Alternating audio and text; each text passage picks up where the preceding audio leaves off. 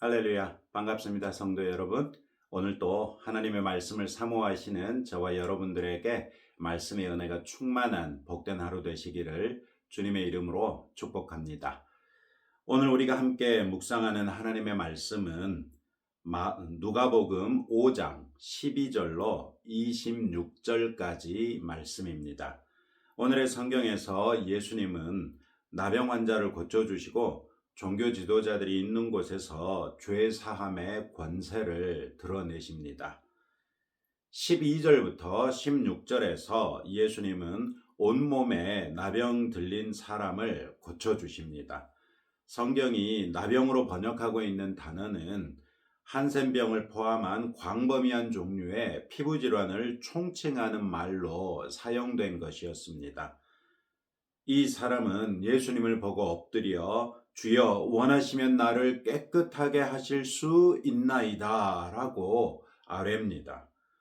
이것은 매우 용감한 일이었습니다. 당시 유대 문화권에서 나병에 걸린 사람은 다른 사람들에게 자신이 나병에 걸렸다는 것을 알려야 할 뿐만 아니라 그만큼 다른 사람들과 거리를 유지해야만 했습니다. 그러나 그 병으로부터 낫고자 했던 이 사람은 자신에게 무슨 일이 일어나더라도 병을 고쳐줄 수 있을 것으로 믿었던 예수님께 나오기를 원했던 것이지요. 이 사람에게 믿음은 자신의 목숨을 건 용기를 낼 수 있게 해 주었습니다. 예수님은 이 사람에게 손을 내밀어 그에게 대시며 내가 원하노니 깨끗함을 받으라 이렇게 말씀하십니다. 이 사람이 나병에 걸린 이후 이 사람에게 처음 손을 댄 사람이 예수님이셨을 것입니다. 나병은 이스라엘 사람들에게는 철저한 격리가 필요했던 질병이었기 때문에 모든 것으로부터의 단절을 의미했습니다.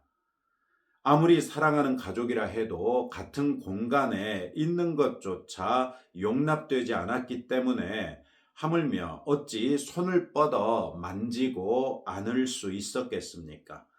그런데 예수님은 서슴지 않고 그에게 손을 내밀어 그에게 대셨습니다.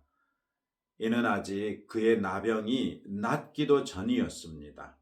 예수님이 그를 한 인격체로 존중하시면서 그를 향한 긍휼을 베푸신 것이지요.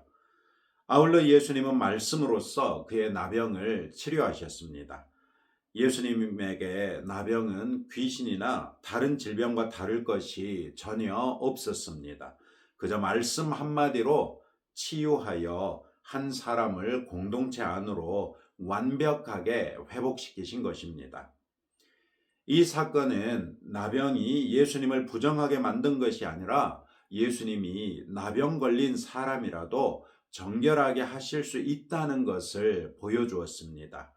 이 사람의 믿음은 자기가 바라던 결과를 가져왔습니다. 믿음은 참으로 바라는 것들의 실상이고 보지 못하는 것들의 증거가 되었던 것이지요. 우리도 이 사람과 같은 온전한 믿음으로써 용기를 내어 예수님께 다가갈 수 있기를 축복합니다. 예수님은 우리에게도 손을 내밀어 대시며 우리의 문제들도 해결해 주실 것입니다. 예수님의 사랑과 긍휼은 우리를 위하여 자신의 목숨까지도 내어주신 사랑일진데 우리가 예수님의 사랑을 믿지 못할 이유가 무엇이란 말입니까? 예수님께 나아가시기 바랍니다. 믿음으로 나아가서 우리의 믿음도 바라는 것들의 실상을 이루는 것을 경험하고 보지 못하는 것들의 증거를 볼 수 있게 되기를 축복합니다. 예수님은 이 나병 환자를 주의하여 다른 사람에게 말하지 말고 다만 제사장에게 가서 나병이 나았음을 인정받고 예물을 드릴 것을 말씀하셨습니다. 그러나 나병이 나은 것 같은 일이 어찌 사람들 사이에서 퍼져나가지 않을 수 있으며 누가 그런 일을 행했는지 감출 수 있겠습니까? 이내 사람들은 예수님의 소문을 듣고 예수님께 몰려듭니다.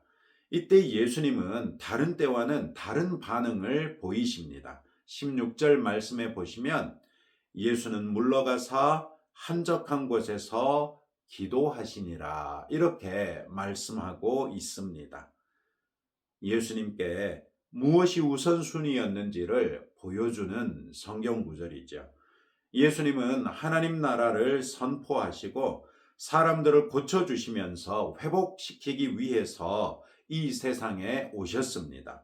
그러나 그 사역보다도 더욱 우선순위를 차지하고 있는 것이 있었으니 그것은 곧 하나님과의 깊은 관계를 누리는 것이었습니다. 사람들에게서 방해받지 않는 한적한 곳으로 물러가셔서 아버지 되신 하나님께 기도하셨습니다.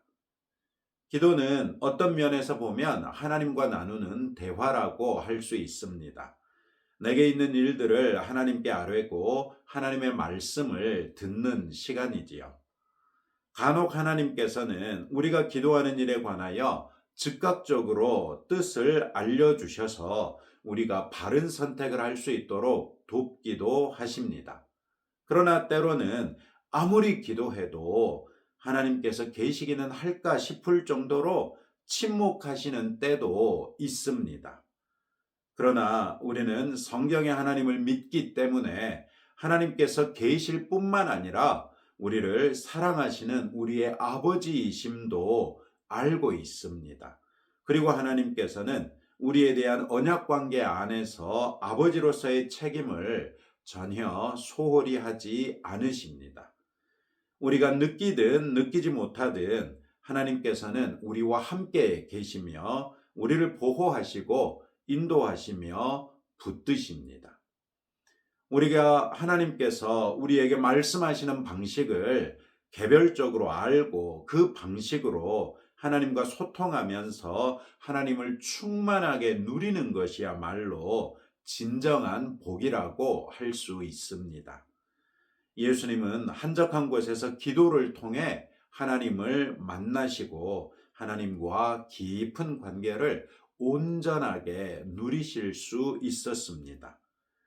여러분들은 언제 어떻게 하나님께서 여러분에게 말씀하시고 여러분에게 다가오시는지 알고 있습니까? 또 그런 하나님을 만나보신 적 있습니까? 설령 그런 것을 모른다 하더라도 하나님께 먼저 나아가 보시지 않겠습니까?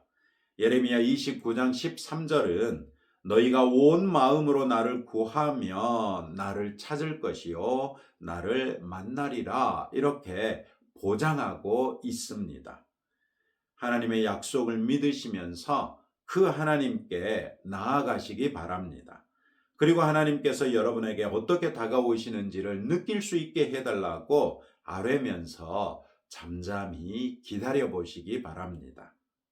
마침내 찾아오시는 하나님을 만나시고 하나님의 깊은 사랑을 경험하시고 또 하나님에 대한 여러분의 사랑 역시 아낌없이 고백해 보시기 바랍니다. 17절부터 26절에서 예수님은 유대와 예루살렘에서 온 바리새인들과 율법 교사들이 있는 곳에서 사람들을 가르치십니다. 17절은 이때 병을 고치는 주의 능력이 예수와 함께 있더라 이렇게 보고하고 있습니다. 이 말은 가르치는 중에 예수님께서 누군가를 치유할 수밖에 없었던 일이 있었다는 것을 말해주는 것이지요. 아니나 다를까 바로 이어서 한 중풍병자를 고쳐주신 사건이 기록되어 있습니다. 그러나 그 일을 더 자세하게 살피기 전에 17절은 이때 병을 고치는 주의 능력이 예수와 함께 하더라 이렇게 말씀하고 있다는 것이죠. 즉 예수님이 귀신을 내쫓고 병을 고치시는 것이 하나님께로부터 난 능력이라는 것을 말씀하고 있다는 것입니다. 이것은 바로 앞 16절에서 예수님이 한적한 곳에서 기도하셨던 것을 자연스럽게 떠올리게 해줍니다. 하나님과 깊은 교제를 누리시던 예수님께 하나님의 능력이 드러나는 것은 전혀 이상한 일이 아닙니다. 예수님과는 비교할 수도 없이 멀었던 관계성 안에서도 하나님의 지혜와 능력을 힘입어 기사와 이적을 일으켰던 선지자들이 성경에는 많이 기록되어 있지 않습니까? 이렇게 예수님께서 이제 병을 고쳐주시는 능력을 발휘하시는데 중풍병자 한 사람을 그의 친구들이 침상째 들고 예수님께 왔습니다. 그런데 인파 때문에 예수님께 다가갈 수 없게 되자 그 집 지붕으로 올라가서 천장을 뚫고 그 친구를 침상째 줄로 달아 예수님 앞으로 내려놓은 것입니다.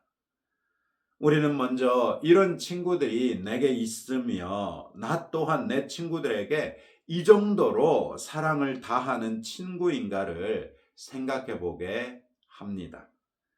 주님은 마태복음 7장 12절에서 무엇이든지 남에게 대접을 받고자 하는 대로 너희도 남을 대접하라 이렇게 말씀하셨습니다. 설령 내가 베푸는 정도의 사랑이 내게 돌아오지 않는다 하더라도 우리는 사랑하라는 주님의 명령을 순종해야만 하지요. 그저 그리스도인이기 때문에 먼저 사랑하시기 바랍니다. 그리고 그런 우리의 모습을 보시고 알고 계실 하나님을 생각하면서 우리의 상급을 하나님께 받을 것으로 기대하시기 바랍니다. 사람들에게 기대하지 마십시다. 내 친구들은 그렇지 않을지라도 나는 내 친구를 위하여 남의 집 지붕이라도 뚫고 기어이 내 친구를 살리고야 마는 그런 친구가 되시기를 바랍니다. 예수님은 이때 의도적으로 종교 지도자들에게 신학적인 질문을 던지십니다. 중풍병자에게 대뜸 이 사람아 내 죄 사함을 받았느니라 이렇게 선언하신 것이죠. 이 당시 죄의 용서는 율법의 요구에 따라 합당한 제물을 성전에 가져와서 제사장이 그 제물을 번제단 위에서 태우는 행위로서야 비로소 얻을 수 있는 것이었습니다. 죄의 용서는 전적으로 하나님께서 하시는 일이었고 그 일을 위하여 엄격한 절차에 따라 속죄 제사를 지내야만 했습니다. 그리고 이런 제도는 불가피하게 제사장들에게 일정의 독점적인 권력을 주었던 것이죠. 그런데 예수님이 죄의 용서를 선언하신 것입니다. 이에 대해 예수님은 심지어 인자가 땅에서 죄를 사하는 권세가 있는 줄을 너희로 알게 하리라 이렇게까지 말씀하십니다. 당시의 종교 지도자들에게는 정면의 도전이라고 밖에는 생각할 수 없습니다. 예수님은 사람들에게 내 죄 사함을 받았느니라 하는 말과 일어나 걸어가라 하는 말이 어느 것이 쉽겠느냐고 물으십니다. 이 질문은 사람들이 보기에 무슨 말이 더 쉽냐는 질문입니다. 죄 사함의 경우는 아무런 외견적 현상이 일어나지 않기 때문에 이것을 말하는 것이 즉각적으로 결과가 드러나는 일어나 걸어가라는 말을 하는 것보다 훨씬 더 쉽지 않느냐는 말입니다. 누가 감히 중풍병자이기 때문에 친구들의 도움이 아니면 움직일 수조차 없는 사람에게 일어나 걸어가라 이렇게 말할 수 있겠습니까? 그러나 그것은 보이기에만 그럴 뿐이고 실제로는 죄를 용서하는 일이나 일어나 걸어가게 하는 것은 둘 다 전적으로 하나님의 능력에 달린 일이지요. 하나님의 아들로서 예수님은 이 사람을 죄를 용서하셨을 뿐만 아니라 그의 질병 또한 고치셔서 그에게 일어나 내 침상을 가지고 집으로 가라 이렇게까지 말씀하셨습니다. 물론 예수님의 말씀대로 그 사람은 즉시 일어나 자기의 침상을 가지고 집으로 갔습니다. 모든 사람들이 이 일을 보고 놀라 하나님께 영광을 돌리며 두려워하면서 자신들이 놀라운 일, 즉 하나님의 기적을 보았다고 칭송했습니다. 이 사건은 예수님이 우리의 모든 죄의 문제를 해결하실 수 있는 권세를 가지신 분이시라는 것을 알려주지요. 우리는 과연 예수님을 믿음으로써 우리의 모든 죄를 용서받았습니다. 그리고 영생을 가졌습니다. 할렐루야. 오늘의 성경에서 죄는 우리를 하나님과의 관계뿐 아니라 다른 사람들과의 관계로부터도 단절한다는 것과 우리를 완벽한 무기력과 무능에 팽개치고 만다는 것을 알게 됐습니다. 그러나 예수님은 이런 끔찍한 상황으로부터도 우리를 완벽하게 구원하셨고 회복시키셨습니다. 그 예수님의 은혜로서 우리는 오늘도 이 동영상을 통해 함께 말씀을 묵상하고 기도할 수 있는 것 아닙니까? 이런 예수님을 필요로 하는 사람들이 우리들 주변에 여전히 많이 있습니다. 모든 핑계를 극복하시면서 예수님을 전하시기 바랍니다. 힘써 예수님의 복음을 전하십시다.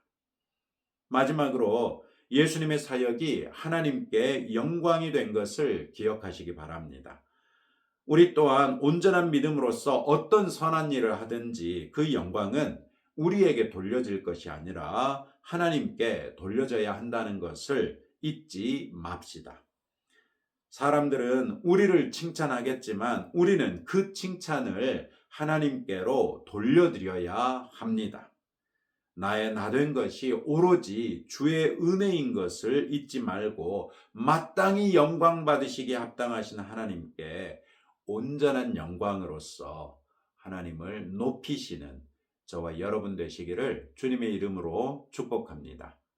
오늘도 이런 말씀을 붙들고 다음과 같이 함께 기도하겠습니다.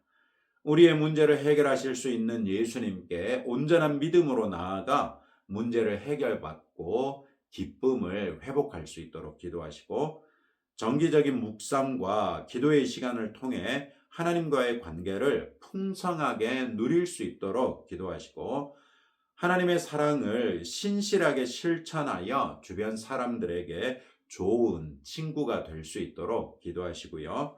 죄로 인한 고통 중에 있는 사람들에게 예수님의 복음을 전파하여 치유와 회복으로 인도할 수 있도록 기도해 주시고, 우리 나라를 위해서 기도하시고 진행 중에 있는 신방을 위해서도 꼭 함께 기도해 주시면 감사하겠습니다. 기도합시다. 하나님 아버지 감사합니다. 과연 오늘의 말씀을 통하여 예수님이야말로 우리의 모든 문제를 해결하실 수 있는 분이시라는 것을 알게 됐습니다. 우리가 예수님 앞에 온전한 믿음으로 나아가게 하사 모든 문제를 해결받고 기쁨을 회복하게 하옵소서.